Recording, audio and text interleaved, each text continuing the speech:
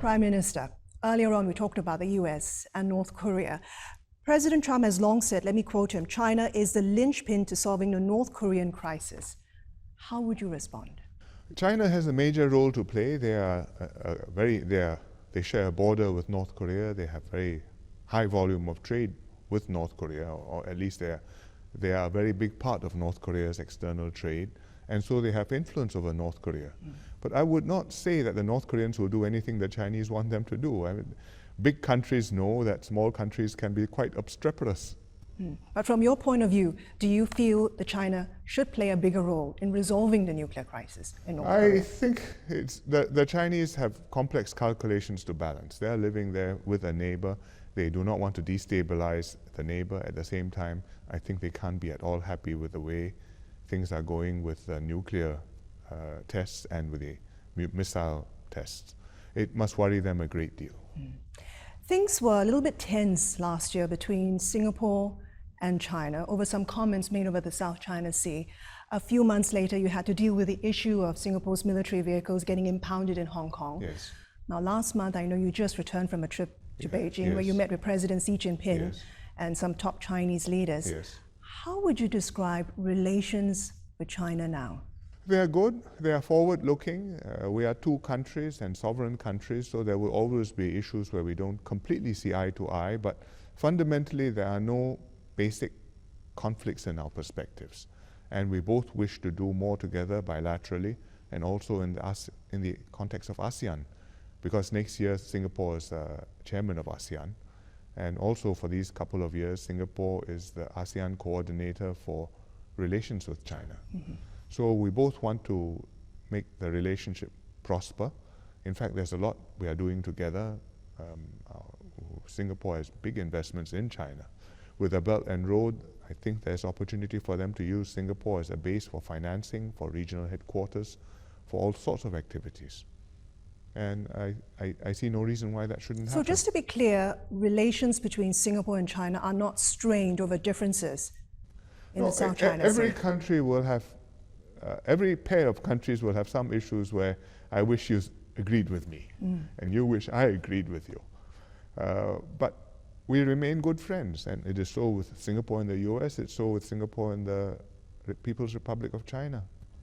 But these issues you've had to deal with China last year, any lessons learned for Singapore? Well, I think we understand each other's position clearer now. I mean, Singapore's position is always... It wasn't clear before?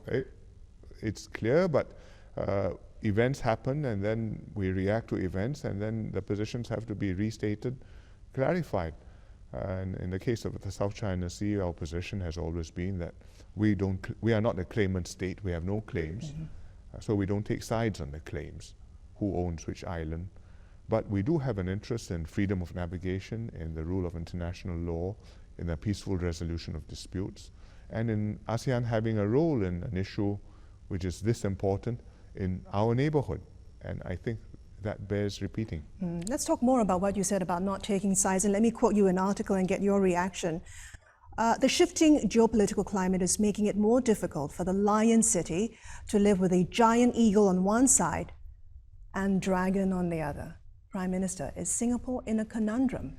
Well, it's never easy to be a small country next to a big neighbor. If you have one big neighbor only, that's not easy to manage. If you have two big neighbors, well, in some ways that you have more friends, but in other ways you have to make more difficult choices. But is it getting difficult hope that the to US, manage that relationship between US and China? It depends on how the US relationship with China develops. If that stays stable and good, then it's easier for Singapore. If that becomes strained or harsher, then it's harder for us. What do you mean by harder? You have to pick a side? No, if there are tensions between America and China, we will be asked to pick a side. It may not be directly, but you will get the message that we would like you to be with us, and are you with us? If not, does that mean you're against us? And which that's side would you pick? We hope not to have to pick sides. We have such substantial relations with both. And as our trade, China is our biggest trading partner. America is somewhere near there, and a very important partner in many other areas as well, including security. And we hope we will be able to maintain these relationships. Well, Singapore, like you said, is going to be chair of ASEAN next year. Yes. There are some concerns China is and will lean on Singapore to keep ASEAN calm over the South China Sea. How would you respond? As chairman, we are not the commander-in-chief. We are the honest broker.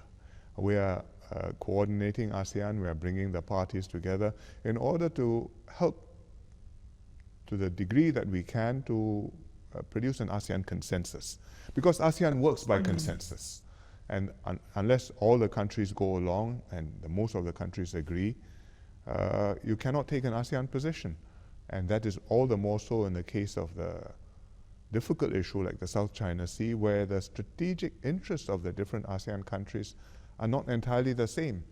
Our position as Singapore is not the same as that of the claimant states, because we are not a claimant state. The position of a country which is like Laos, which is landlocked and has a border with China, cannot be the same as the position of the Philippines, which is an island nation, an archipelagic nation, and has a claim on the atolls and reefs.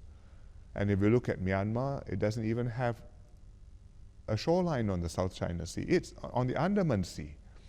So the interests do not all exactly fundamentally align, and therefore when you make a consensus, that consensus can only be to the degree that these countries do share a common perspective. And as the chairman of ASEAN, we will try and foster the process of coming to such a consensus. Up next, Singapore's Prime Minister on political succession. That's when CNBC Conversation returns.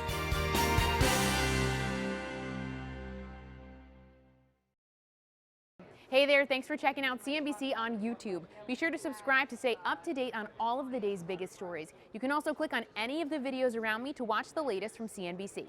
Thanks for watching.